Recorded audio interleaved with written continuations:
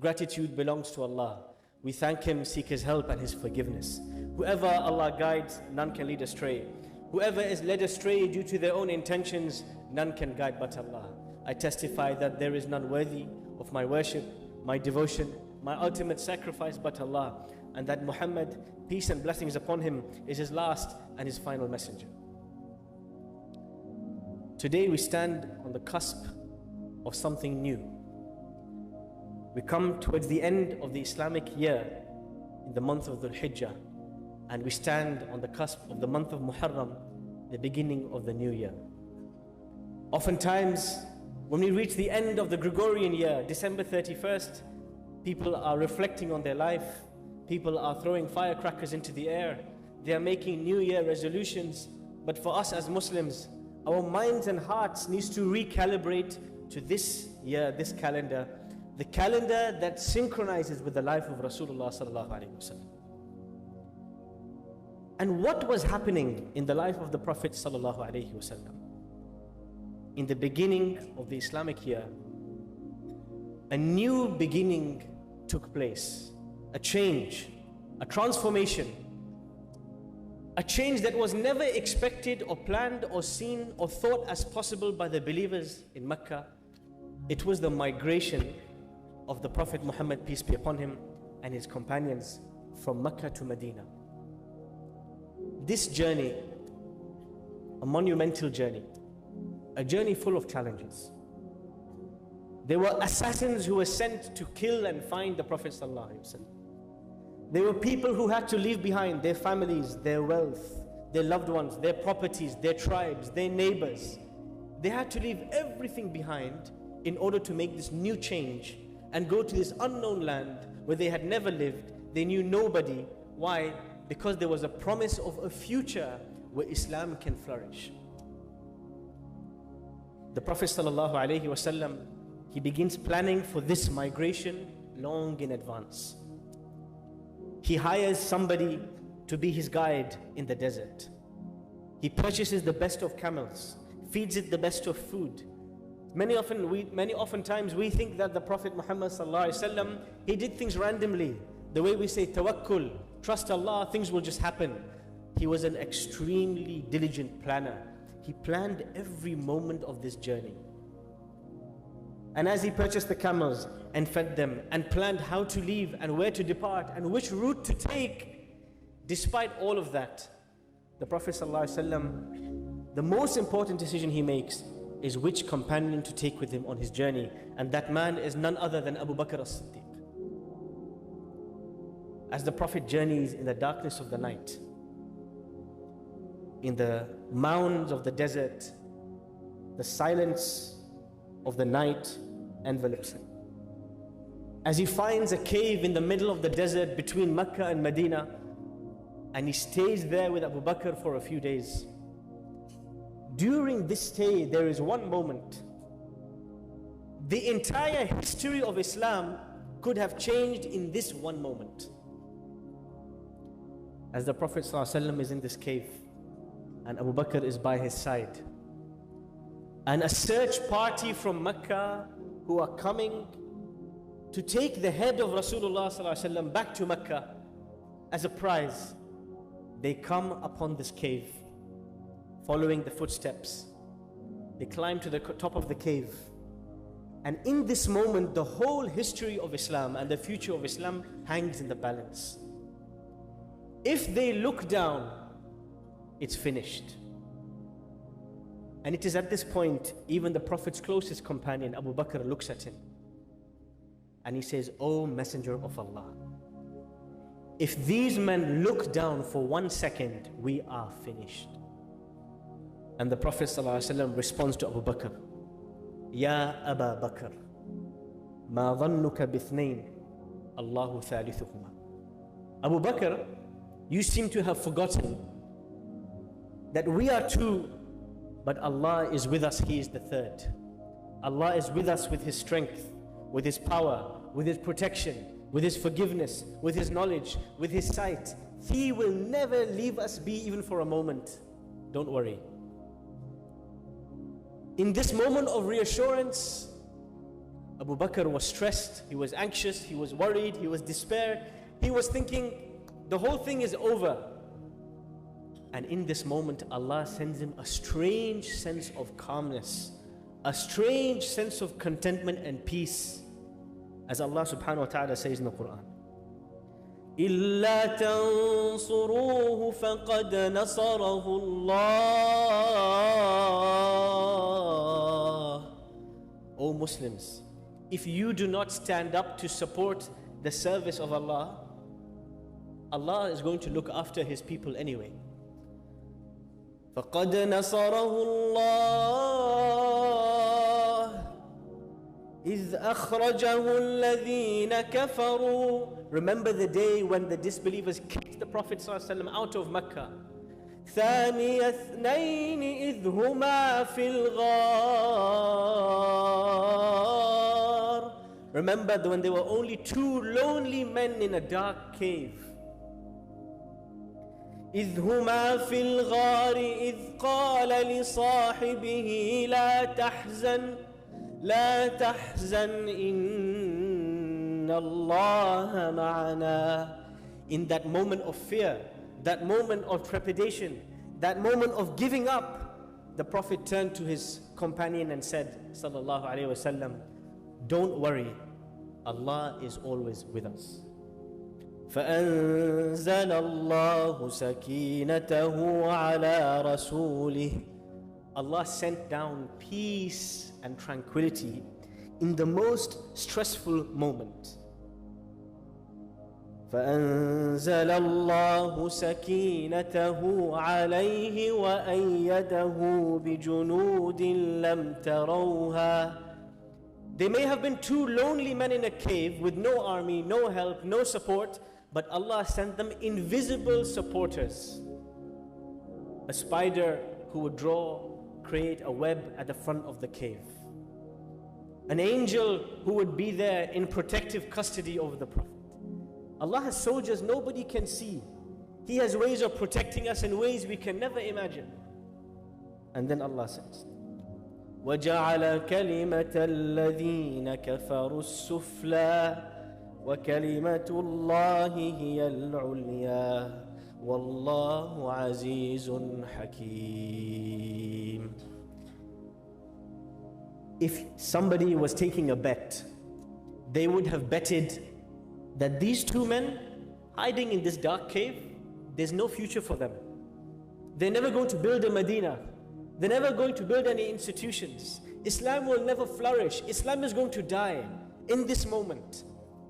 But Allah taught Abu Bakr as-Siddiq, the future leader and the future caliph of the Ummah, never ever feel the stress and the despair and the anxiety. Never think everything is over, everything is finished. Because it is not you who is going to be serving Allah. It is Allah who is going to be protecting and supporting and giving you internal peace and external support. And you will see things come together in a way you could never imagine. You just need to do one thing. In tansurullaha yansurkum. You see, one of the fascinating things about the believers is that Allah subhanahu wa ta'ala divides the believers into two categories. There are only two types of people, no third. There are people who stand up to do something for the sake of Allah, to serve Allah, to build institutions, to help the needy, to build the masajid, to build the schools, to support in every which way possible. They want to do something for Allah's sake. And there is another category, the couch potatoes, the people who are sleeping, who are lazy, who are sitting, who want nothing to do, nothing to serve. Allah subhanahu wa ta'ala has a message in the Hijrah, in this migration from Mecca to Medina. Did you know there were many people that refused to migrate to Medina because they were too comfortable? They were too cozy. How am I going to leave my postcode, my boys, my people? I grew up here. I know these people. Life is comfy. Why would I leave all this to go to an unknown land and start from scratch? It makes no sense. There were people who did not migrate with the Prophet ﷺ because they were not willing to sacrifice, they were not willing to sweat, they were not willing to give up for the sake of Allah. Even after the Prophet goes ﷺ, and he builds the state of Medina, there are people in Medina, when it comes to the time to stand up to serve Allah, they're not willing. And in this very passage, Allah subhanahu wa ta'ala addresses such people. يا أيها الذين آمنوا ما لكم إذا قيل لكم انفروا في سبيل الله اثاقلتم إلى الأرض. O believers, what's wrong with you? So Allah says, believers, what is wrong with you that when I'm asking you to step up for my sake, you decide to be lazy and stay on the ground? أَرَضِيتُم بِالْحَيَاةِ الدُّنْيَا مِنَ الْآخِرَةِ. Are you just happy with the comforts of this life more than the afterlife? فَمَا مَتَاعُ الْحَيَاةِ الدُّنْيَا فِي الْآخِرَةِ إِلَّا قَلِيلٌ. Remember that the comforts of this life are only temporary. As we enter the new year, and many people make New Year's resolutions, they reflect on the last year, on their laziness, on their shortcomings, on their mistakes, on their flaws. The action point for every Muslim should be to take this as a moment of reflection. Before the month of Muharram dawns on us and we are into a new year, each one of us should spend half an hour today and think about myself, my mistakes, my flaws. What are the things I can improve on? What are the things that I can do more for the sake of Allah? Whether it's my personal spirituality, whether it's the service of my family, whether it's helping the needy, in service of the institutions of Islam, what can I do to improve myself in the next year? Why? If you look at the world around us today, if you look at the uncertainty in the economy, and you look at the strife and the war and the conflict happening in many parts of the world, many people feel the stress, the fear, the anxiety. Many people ask a very strange question: are we on the verge of World War III? And all sorts of conspiracy theories and worries and fears that people have. I want you to imagine yourself in this cave, in this moment which could have changed the course of history. Abu Bakr radiallahu anhu was overcome with stress, with fear. He was overwhelmed.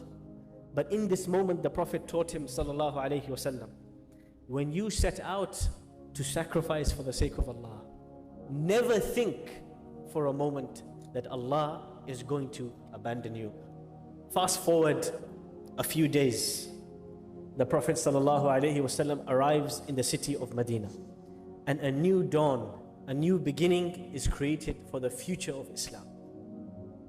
I want you to imagine that you were there that day in Medina, that you left your belongings behind, your postcode, your house that you'd purchased, and all your everything that you knew and was familiar to you, you left it behind to arrive in Medina. What is the first thing that the Prophet ﷺ does as he arrives in Medina? He doesn't build his own houses. The first thing he does is he builds the institution of the masjid.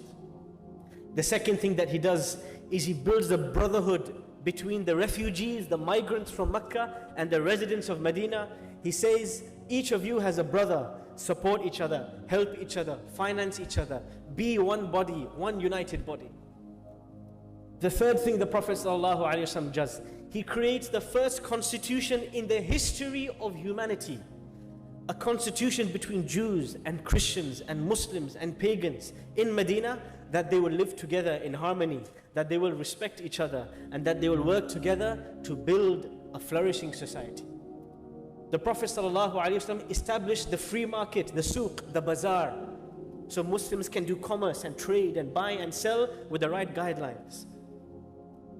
The masjid, the brotherhood, the family, the household, the institutions that were built were what made the future of Islam.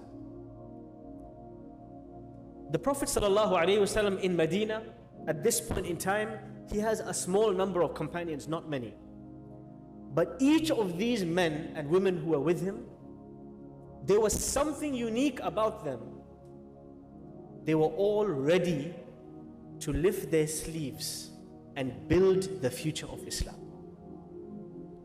As Muslims, in moments of uncertainty, of anxiety, of stress, often many of us go into survival mode. We work, we come home, we go to bed. We work, we come home, we go to bed. We live like zombies on autopilot.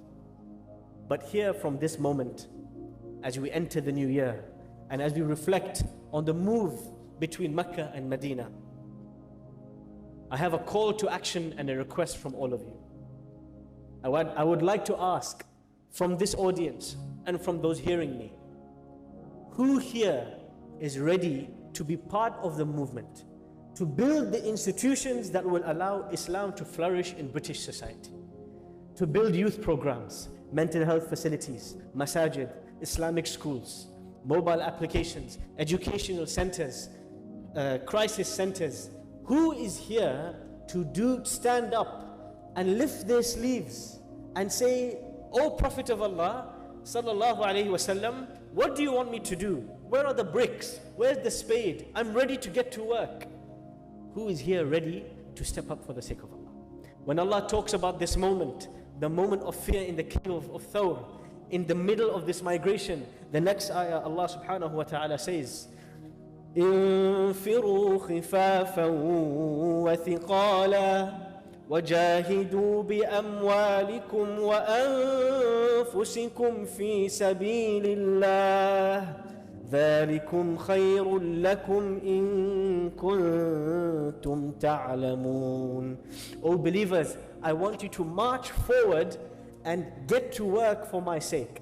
Whether you have nothing to contribute or you have lots of skills, it doesn't matter. Work with your wealth, with your time, with your energy, and give up, sacrifice, serve Allah subhanahu wa ta'ala.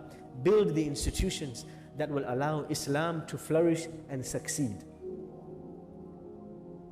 As Muslims, many of us, many of you listening to me here, many of us came to this country as migrants. Many of us have this mindset, we're here temporarily. But we're not here temporarily. Islam is here to stay. No matter how the environment changes and how Islamophobia changes and what popular opinion is about Muslims. There is a lot of negative ideas about Muslims circulating in the media, that Muslims are responsible for X and Y and Z. But who amongst us is going to do something about it? Who is going to change the opinion, the perception? Who is going to serve and be kind neighbors and spread the message of Islam and build the institutions for the future of Islam to flourish? Who here is ready to build the Medinan model and support and serve and put brick by brick? This is the greatest question that the Prophet ﷺ asked his companions when they completed the Hijrah. And what we have to realize is that it is not about the number of people willing to serve. It is always going to be a few people that make the biggest difference. And I'll just share one story to end this khutbah. The Prophet ﷺ, when he was in Mecca, when he met the leaders of the tribe of the city of Yathrib, of Medina, he said to them, "I'm going to send you one man to teach Islam to the people of Medina." He sent one man. And in 1 year, this man converted the entire population to Islam. 1 year, one man. This was none other than Mus'ab ibn Umair radiallahu anhu. What the migration of the Prophet teaches us is that as we enter the new Islamic year, we should all renew our intentions, repent for our mistakes, reevaluate our lives, but really ask ourselves one central question. If I arrived in Medina with the Prophet ﷺ that day, would I be building the Masjid Quba with him brick by brick? Would I be building the centers and the institutions and the markets? And would I be building with him? Or would I be snoring at home thinking it's somebody else's problem? Somebody else will build the masajid. Somebody else will build the schools. Somebody else will change the perception of Muslims. Not me, somebody else. And this is exactly the poisonous mindset that kills us on the inside.